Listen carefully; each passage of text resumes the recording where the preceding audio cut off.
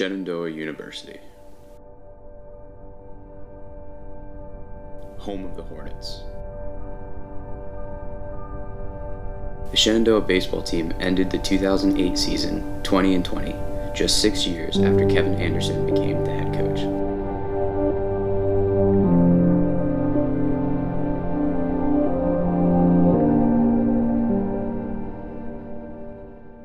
Coming out of 2008, we struggled. We were 20-20. It was not pretty. We did not have a lot of success. We had good leaders, but just did not have a lot of success. The seniors in 2008 were still talented, but we just didn't have that gel to mesh us together, I don't think, yet. And I think 2009 kind of kicked that off to get that gel to progress of what we are now and the success that we've had. I think we're still trying to figure ourselves out. We won a couple early, but I don't think we really got in full stride until that 5-10 games into the season, where after 10-15 games in, we could kind of see, all right, we're sitting pretty good going into conference play, and we thought that we could make a move and progress if we continued to play well throughout the year. With the Division III College World Series in mind, the Hornets began the 2009 season 3-1 after a weekend consisting of 2 doubleheaders. The team had yet to realize they had laid the groundwork for what was about to follow. Yeah, so coming into the 2008-2009 season, I was coming off my sophomore year at Allegheny College with a program that is world-renowned in the JUCO world, and we had high expectations that year. Didn't make the World Series, but coming into Shenandoah, I kind of knew of the JUCO landscape, but I didn't know of the D3 landscape. So coming in, I didn't have a great fall. Wasn't sure how much time I'd be competing for in the spring. A couple mishaps in the spring and a couple unfortunate injuries allowed me to get to some playing time, and I really kind of became a staple in that lineup. And there wasn't really a point, I don't think, where we kind of really knew. We started out the year with an opening Saturday-Sunday doubleheader each day against Misericordia and Kings College, and we swept Misericordia Saturday, and I believe we lost the first game against Kings on Sunday. So we were 2-1 after 3 games. We're very early on. We ended up beating Kings game 4, or I guess game 2 of Sunday, and started out the year 3-1. But we ended up rolling off 12 straight wins after that, and we started the year 15-3. And I think that was the point where we actually finally cracked the top 25. It was my 6th year in the program, and when you look at programs around the country, the 6th year is normally when you get something. That's a coach's second full recruiting class, where guys have come all the way through, and that's a great credit to the players that played before to attract good young men that were outstanding players, because the key people in the recruiting process are your current players in the program. So in the off season, great work ethic. We had a lot of characters on the club as far as keeping people loose. But again, I'll go back when it was time to work, whether it be in the weight room, speed, agility, quickness. And we came out of the gate against good clubs, and you just felt something. We had a good combination of starting pitching, relief pitching, speed and power. And we just, guys wanted to play the game.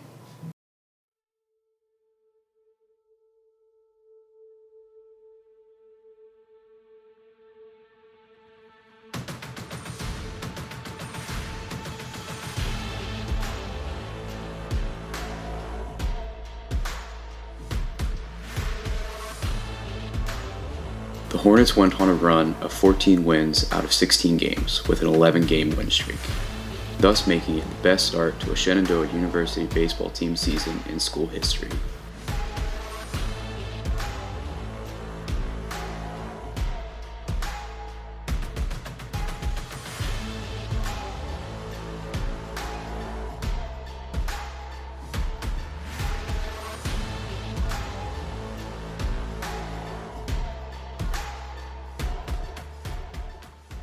I don't think maybe in 2009 we had that turning point feeling per se. I mean, I don't remember having that.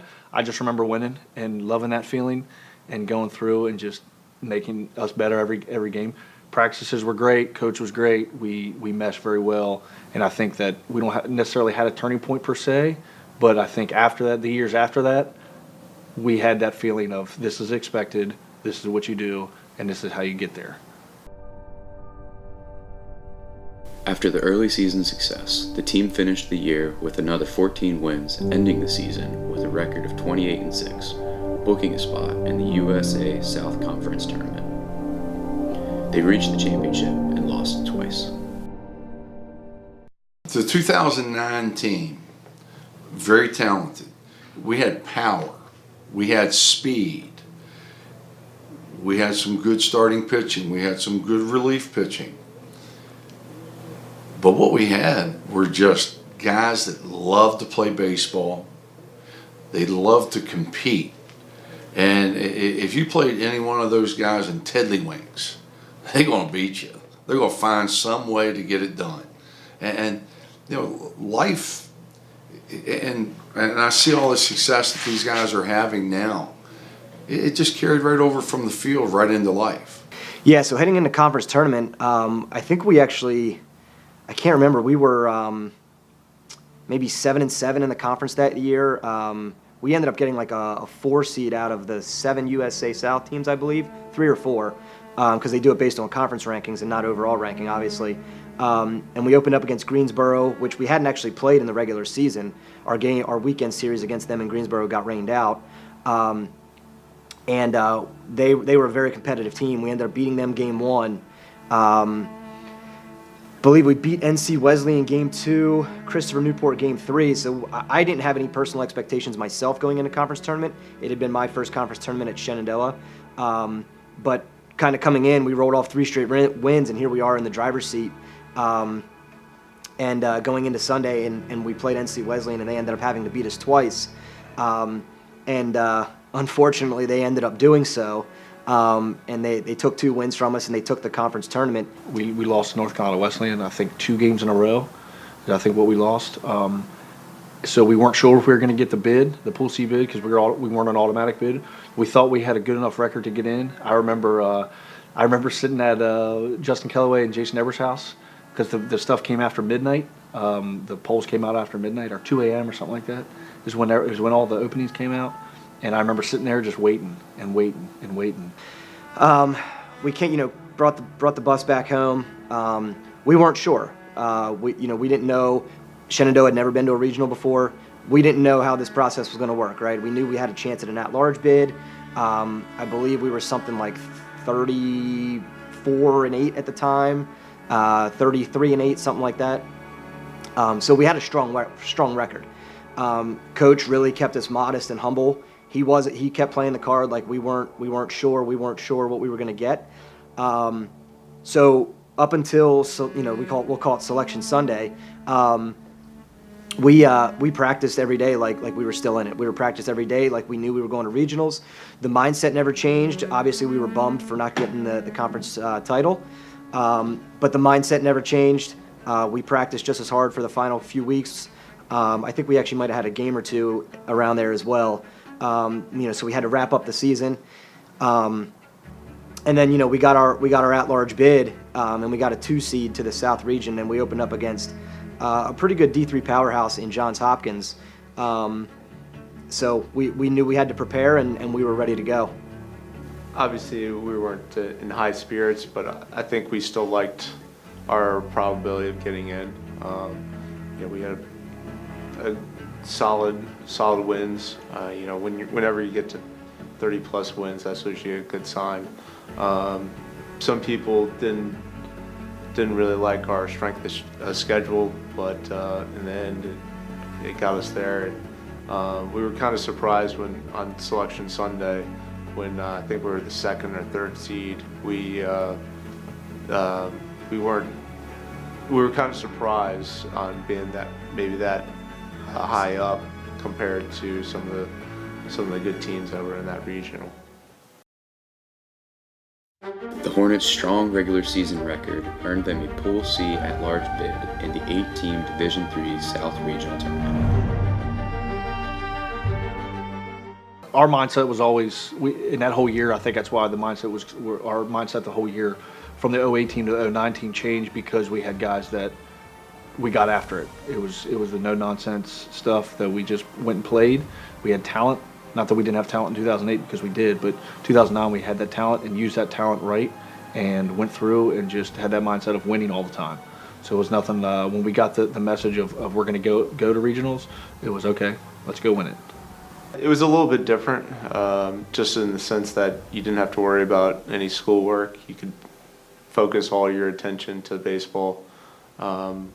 Most of the week leading up to the regionals, we would have two-a-days where, in the mornings, kind of, maybe do BP, and then in the afternoons after we ate, we'd come back and get some more work in.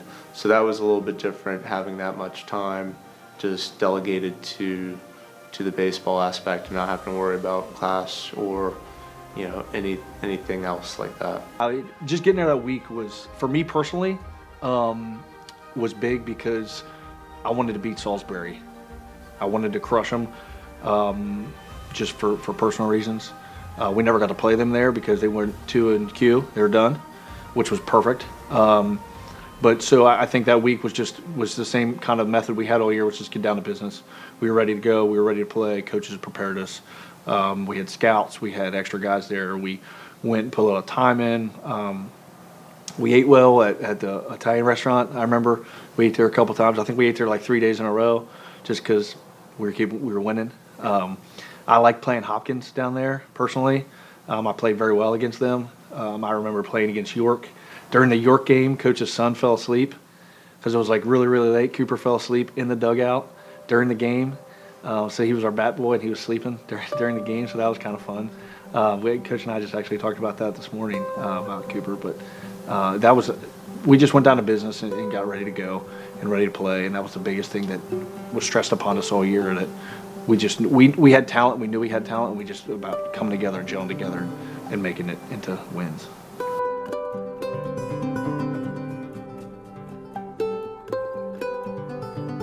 The Hornets qualified for their first D3 South Regional Tournament championship game in school history with 3 wins over Johns Hopkins 8-2, York College 11-2, and Christopher Newport 8-4.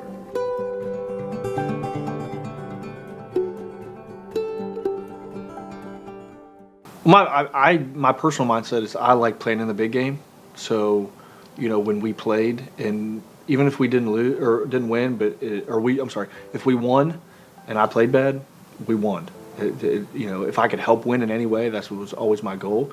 And yeah, I'd get frustrated, I'd get angry, I'd get mad, whatever, when I wasn't successful, because I felt like I was letting everybody else down. Not just me, but everybody else. So I think that was the biggest thing for me personally, with the mindset of winning and taking that ability to win and just keep it moving forward. I liked playing in that atmosphere. I liked the crowd, screaming. We had great fans, great following that year. So I can remember the crowd just being elated and yelling. And I remember against Hopkins, going an 0-2 pitch at my eyes, hitting the ball to right field and scoring a run, and Holcomb coming in, and then we just blew up that inning. So I knew after that we were gonna win. I knew that our closers were gonna come in and shut the door. But I mean, as far as my mindset personally, it was do anything I can to help the team win, and I would get mad at myself when I didn't succeed because I wanted to help the team win.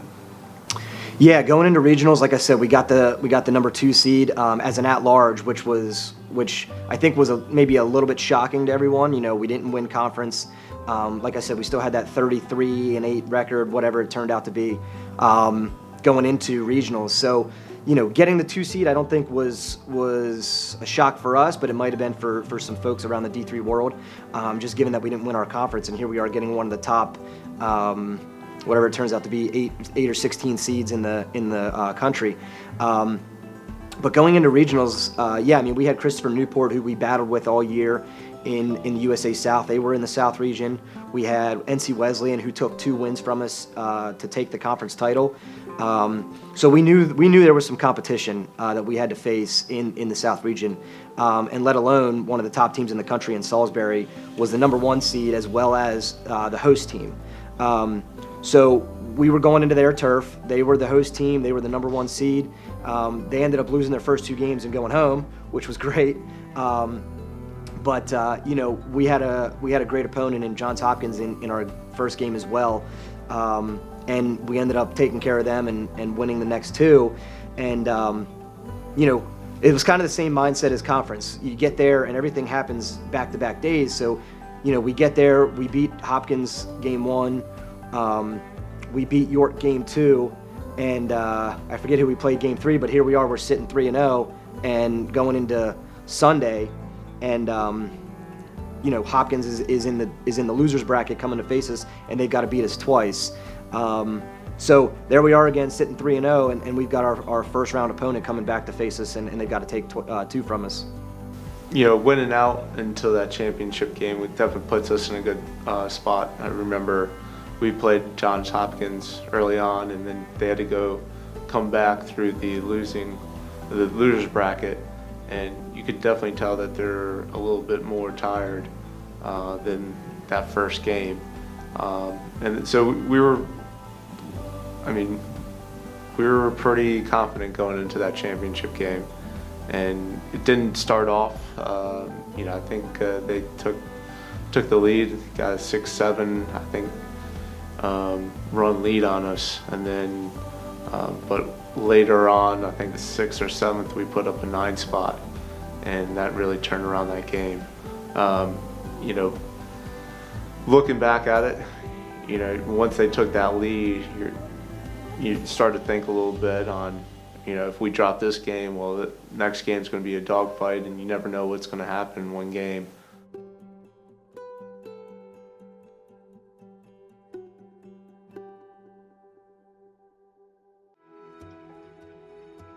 In the first 2 innings of the championship game, the Hornets trailed 5-0. Despite their best efforts to fight back, the Hornets remained behind 7-4 going into the 8th. In the bottom of the 8th, the Hornets sent 10 men to the plate.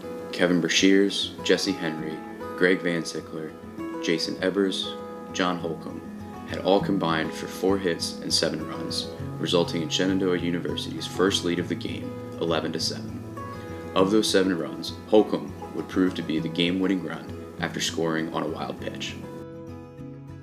And we were playing a really good Johns Hopkins team, and they were on top of us pretty good, rubbing a little salt, and we break the game down into thirds. We play it a third at a time, and fortunately, we just had player after player get absolutely huge, whether it be on the mound, whether it be at the plate, whether it be defensively, and we just battled, and the next thing you know, the guys are dogpiling. I can remember it like it was yesterday, and I still have that picture of Scott Lambert and Matt Davis jumping in each other's arms, Corey Nelson coming out, Matt Griffin. I mean, I can go on and on and on, just player after player, but I still have that visualization of, and like, then Coach Cameron's like, we're going to the World Series, that we did it, and man, what a feeling still to this day. I remember once we took the lead, I don't know if it was the 7th or 8th, and then having our top guys in the bullpen, come in and starting to shut down the door, and then I believe in the 9th we got a quick out or 2, and then with 2 outs, there's just a little flare to the left side and made the catch, and that was the ball game.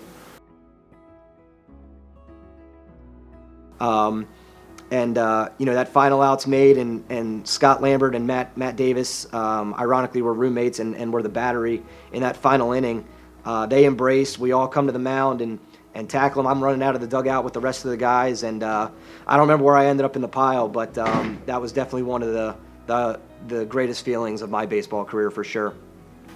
I mean, I'm getting chills thinking about it now. You know, I remember it. You know, it's such a big part of my life because of the team and the way that we put Shenandoah on the map as a whole, just through baseball. And you know, like I said, I'm getting chills about it now, thinking I don't know if there's a specific moment when I thought we were going to win, because it's baseball and anything can happen. However, I had all the confidence in the world in the guys on the mound and our defense, you know, coming in. I knew we were going to hit. You know, that last game when I forget what we put up. I know it was a crooked number. I think 6 in the 7th or 8th against them. I knew after that we had a really good shot to win. And you know, the sensation of running in and throwing your glove for a dog pile is just it's indescribable. You really can't fathom. I mean, I'm the farthest guy away in center field, so you know, by the time I get there, all the guys from the dugout are there. So like, I'm basically on top, and it was an awesome feeling to have that. The first meeting I ever had here, and I'll never forget it, we were in Shingleton 8 classroom, and we put on the board our goals.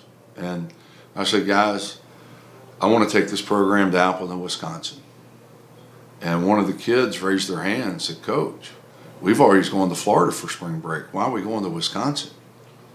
None of the players knew that the College World Series for Division III was in Appleton.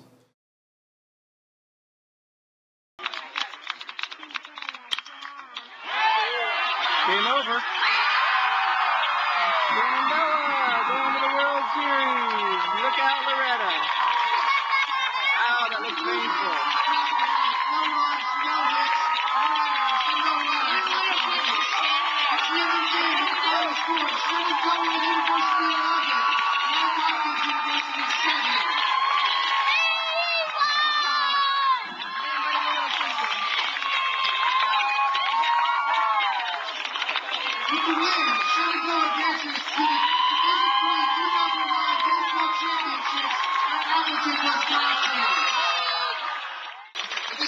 NCAA would like to present the regional trophy to Coach Anderson and the Shenandoah University Hornets.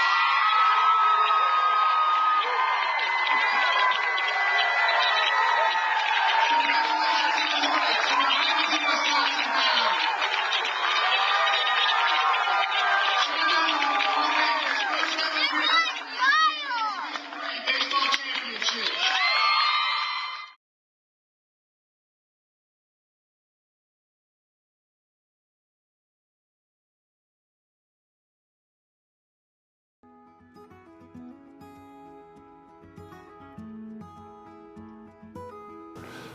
This was my first time at Shenandoah, and it was my first time coaching in a regional championship.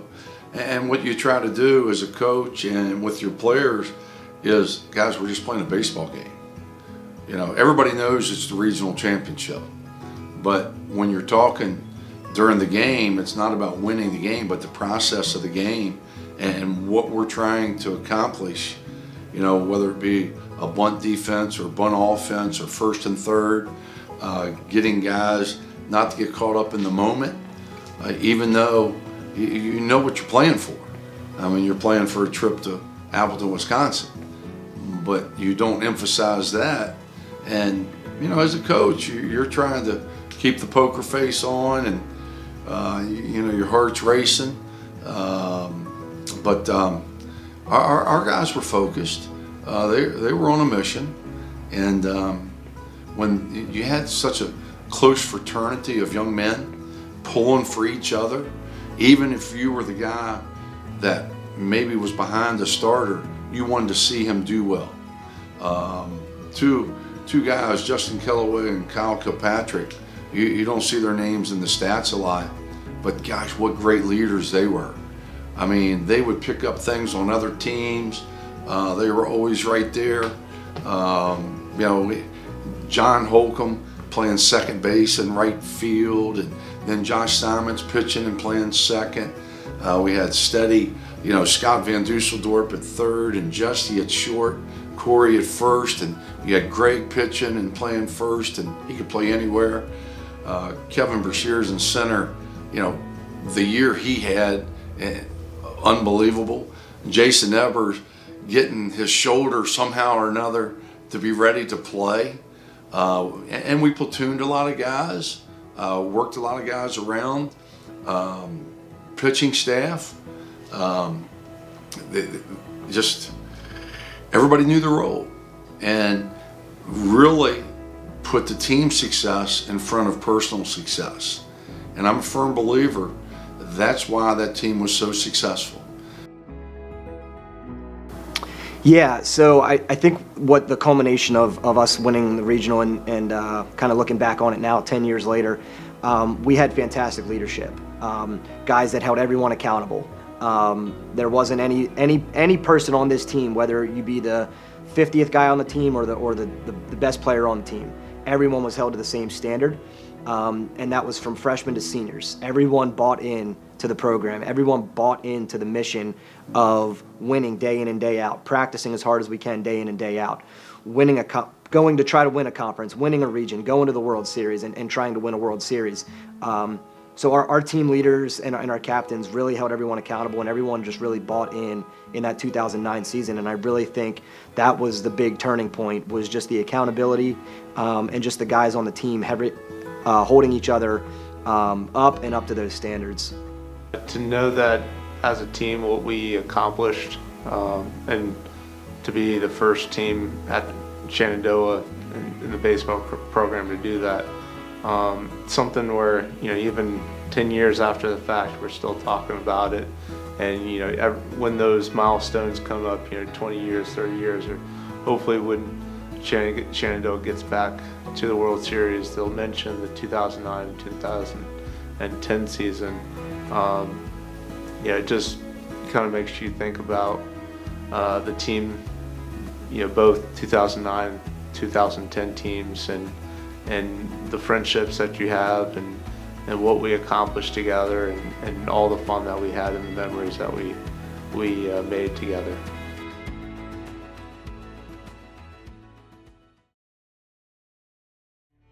The 2009 team would set the bar for the program, as Shenandoah made it back to the College World Series again in 2010. Since the 2009 season, the Hornets have reached the regional tournament 9 out of 10 seasons and won 3 conference tournament championships. Additionally, they were ranked in the top 20 national polls for Division III baseball every year.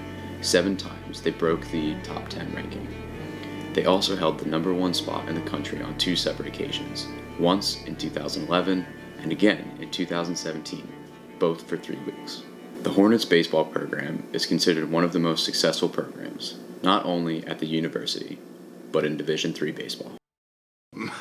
They paved the way, they set the bar. Fortunately, and this means a lot to me, I stay in contact with a lot of them, not every day, but if they need something, they know I'm there for them.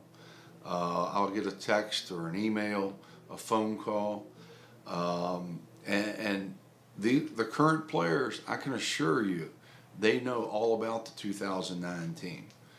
They know all about the individuals and the success that they had, not only at Shenandoah playing, but the success that they're having as family men, the success that they're having in the job world, the contributions to society, the positive impact they have on others. And it's very gratifying for me to hopefully think that I had a very small role in that. Baseball is a game of sayings, and apparently we have a lot of them in this program. And I'll get a text every now and then that may replicate one of those old sayings that we have adopted. But the current guys, once again, they're very aware of the players that paved the way and for what they have.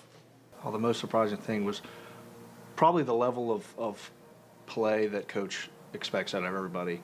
You get that whole adage, it's D3. Well, we run a D1 program here, and Coach does that. Coach knows how to do that. That's how we're successful.